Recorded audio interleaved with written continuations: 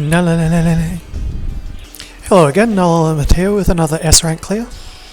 Today we are doing an S rank clear of Day of Resurrection.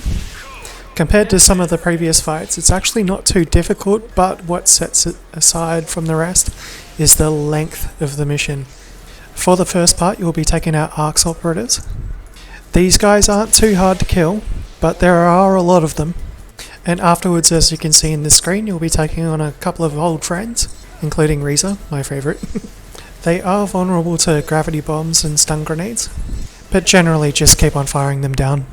Next, you'll be up against half of the council. After a little while, you'll have supports jump in the form of Zeno, long missed. Again, just try to focus one down at a time. Afterwards, you'll be taking on Theodore, who is probably one of the best spec out sessions I've ever seen a character do in a game. He's not too difficult to take out, but he does cast an ability at range that will basically throw down puddles on the ground that chase you around the room.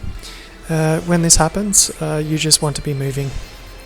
Right now you can see me taking damage from that. When you take on Luther, basically your priority is just get as close as possible, as quickly as possible, and break his bubble. There's not much more to it than that. You don't have to do much damage to him to actually kill him. The trick is just making sure that you're getting close, because if you're trying to shoot him like from too far away, you're going to hit the puddles on the ground. So after he goes for the phase where you can actually damage him, he'll go back into the bubble phase. You just got to get close to him as fast as possible and do exactly the same thing again. I'm using mobility cooldowns to do this, but every class can more or less do the same thing. Once he goes down, you'll be going up against the next boss. The boss has two wings.